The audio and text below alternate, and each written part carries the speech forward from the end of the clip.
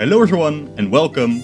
Today I want to talk to you about a subject that is very dear to my heart, which is my Europe maps. Now I'm sure you all recognize these from literally all of my videos. Like I think maybe 80% of the visuals in my content is a variation upon this map or one of them further in the past. By this point I have been told that it's getting classic with the thicker borders, the color scheme, etc, etc. But I wouldn't say I never liked them, but I was starting to get annoyed with them. The moment I made these maps was like at the very start of my YouTube career.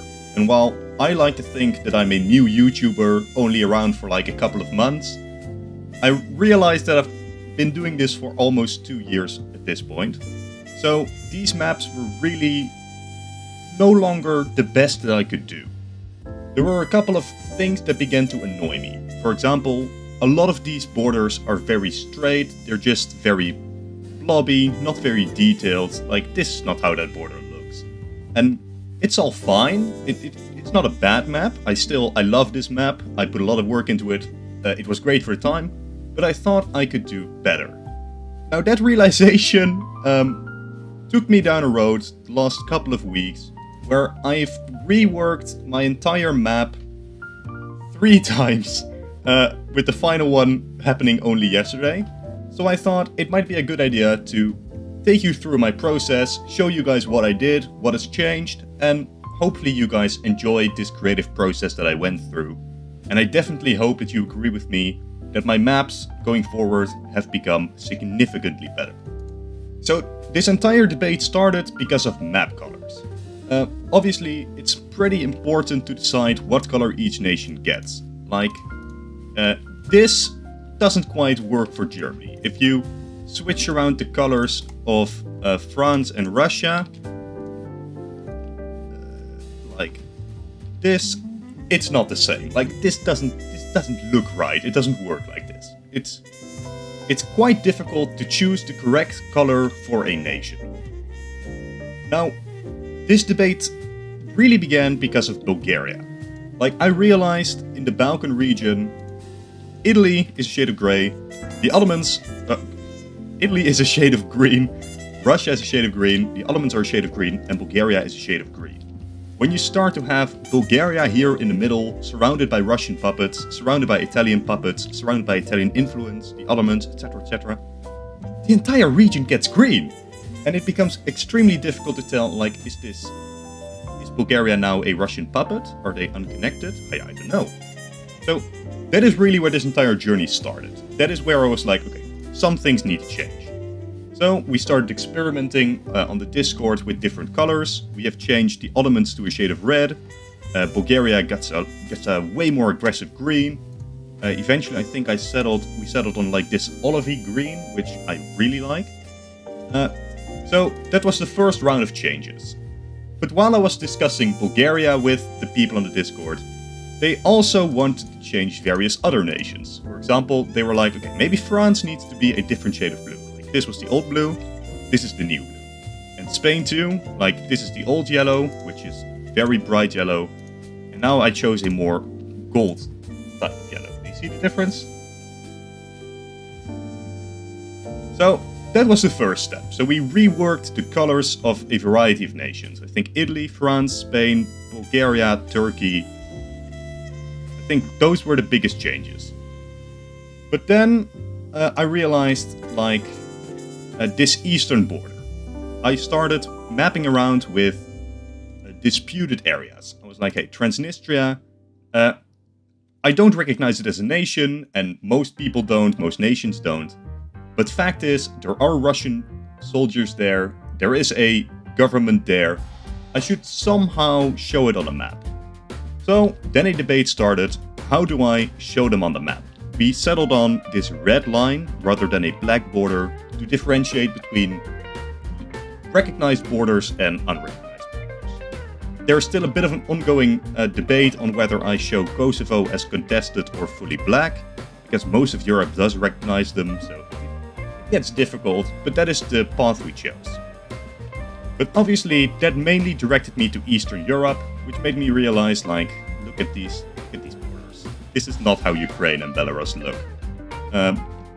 So I set out to rework those borders, which here are the new ones, and I think they look significantly better. Like if we overlay them, old, new, old, new, old, new. I think it's a big difference.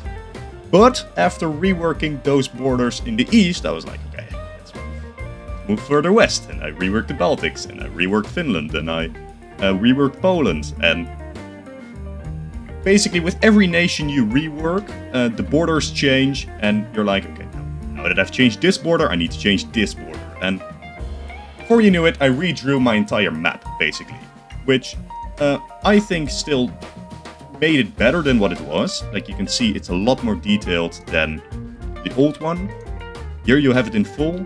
In white are the new borders, in black are the old borders. It's very difficult to see, so let me just do this. Like, you see a lot of it jumping around. It's a bit difficult to see the specifics, but a lot changed between those two maps. So I was like, great, I have a new map. I can start working back in time, creating new maps, and everything will be great. So I did. Like, this is the Cold War map I created. And then we started debating the Eastern Bloc. Do I show the states of the Warsaw Pact as Soviet puppets or as independent states? It's at the same time an artistic as well as a political debate. Like, this looks visually better because you have the colors. Don't mind Czechoslovakia not being unified. That's a map mistake, work in progress. While this, I think, is more politically accurate because like, some people say if you count the Warsaw Pact as puppets, then NATO is a puppet as well, but America wasn't going to invade Paris to enforce democracy. The Soviets were going to invade Prague to enforce their version of communism. So I think this makes politically more sense, this makes artistically more sense.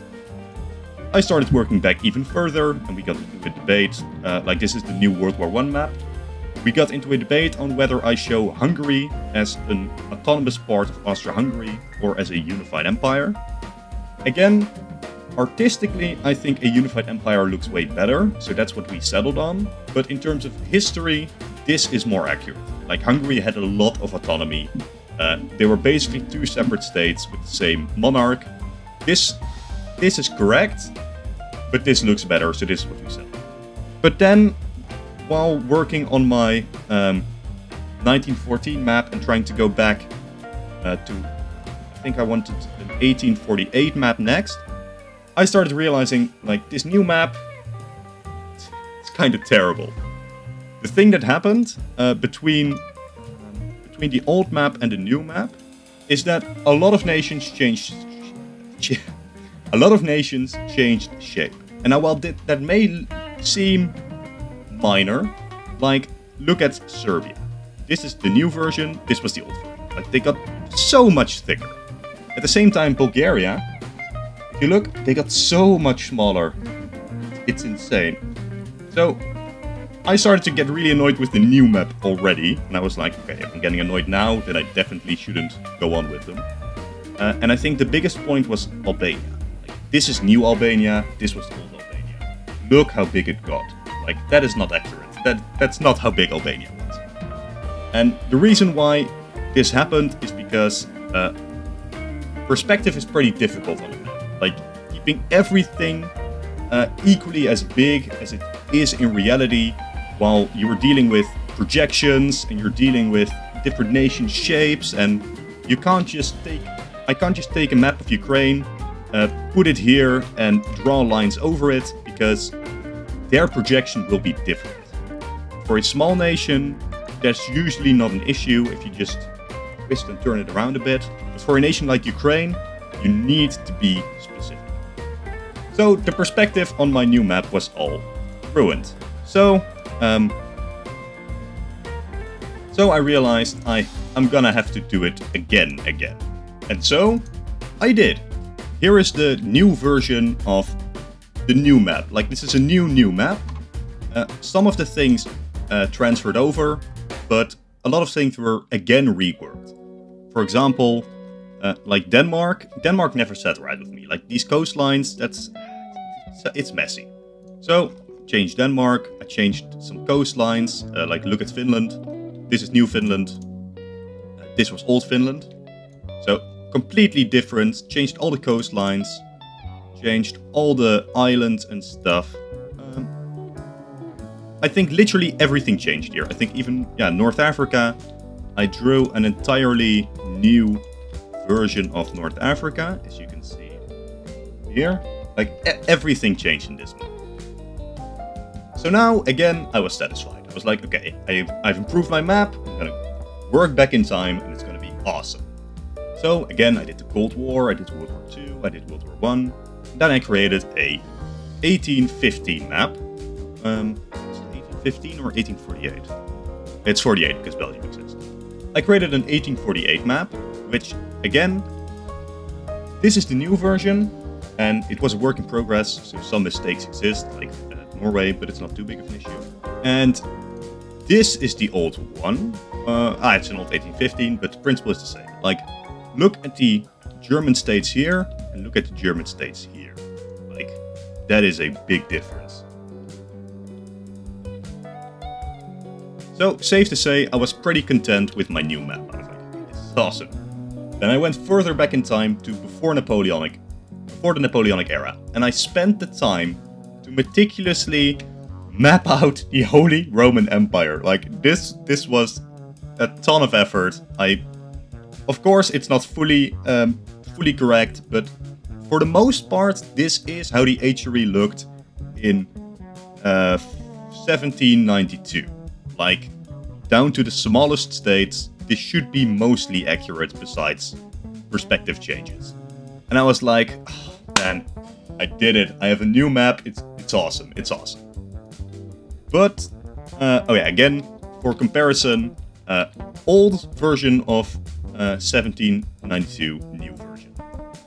Look at that difference. That is insane. It's so much better. Anyway, then we started a small debate over the color of the HRE. Like, it used to be orange, like this. But we noticed, like, the Polish border doesn't look quite good, and with the Dutch, it completely changed. It completely falls away, even if we choose like a lighter orange. It's not great. So we settled on, I think, gray. Gray is the color we settled on. So the HRE is now going to be gray in the future. But then we got into another debate, which would eventually cause me to rework my entire map a third time, meaning we got a fourth new set of maps. And the debate was over these smaller states.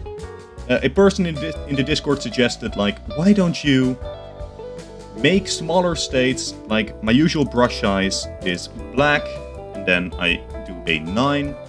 So this is the usual thickness of my board, which I think for major states looks... But he was like, for the smaller states, why don't you use 7? Like, it's slightly smaller, so you're gonna get a little bit more detail on those smaller states, which was a decent idea, so I tried it out. These smaller states here, and I do think, like, this is thickness 9, this is thickness 7. I do think it looks better with 7. But then I realized, okay, why don't we, if we're gonna do small states at 7, why don't we do everything at 7? So I changed all the borders to 7. And don't worry, I didn't do this by hand, I just did this real quick, which is why it's sloppy at places. And I asked people, what do you prefer? Like this with a brush size of 7, or this with a brush size of 9? I even gave them the option of 5, but don't. And they chose... they didn't choose, actually. They were pretty mixed between 7 and 9. Like, those two were the real two. They were so similar that I couldn't really make a decision. So I asked them again with the modern day map, like completely colored in. This is 9. This is brush size 7. Let's get it into full frame. This is 9. This is 7. it's a pretty big difference, obviously. And while 9 was classic for my channel, like I love brush size 9, I chose it specifically because I like big borders. But the people did overwhelmingly choose 7, and I do think with the more detail on the map now, it looks way better. So, for the third time in 2.5 weeks, I have now begun completely reworking my map of Europe. From this new modern day map, I will again start working back in time to hopefully give you guys the best maps that I can provide. I'm currently in the process. I think this is already an outdated map. Let me grab the latest version. Yeah. So I've now started doing the final reworks, the final touch-ups, changing the borders a bit. I changed the Dutch coastline. I'm going to change the German coastline as well. So starting, I have a couple of videos worked out in advance. You're not going to see the new maps on those yet. But starting definitely around May, you're going to see, hopefully, that the map quality on this channel has significantly improved. So, I hope you enjoyed this explanation of what I did. I hope you appreciate the effort that I put into my maps to make them as good looking as possible, as realistic, as accurate as possible, while still making them artistically pleasing. And I think the most important thing that I want to do with my maps, which is still true here, I want simplicity. And with my new borders, it gets a little bit more difficult, because if you just draw a random line, it is going to be a bit more jarring, because the rest of the map is more detailed. So if you do like this, you do notice, like, okay, something weird is going on here. But still, my original goal is still preserved, that anyone should be able to use these maps, should be able to edit these maps. They are so easy to use. All you need to do is draw a line with brush size 7, specifically 7, otherwise it's going to look off. And you can just draw a line however you see fit. Use a fill tool, delete the previous border, and there you go, you have a new border. Anyone can do this who knows how to use Paint. And that was really my goal. And I think with these new maps, they look better. They are still easy to edit for anyone who wants to. And I'm really happy. So, thank you for listening to my rant about maps. I'm gonna go back to the video creation dungeon now and actually hammer out the maps fully. So with that, I want to really thank you all for watching. I hope you enjoyed the video. I hope you enjoy my content in general. If you do, please like, comment and subscribe. And click on one of the 2 videos on screen now to keep watching.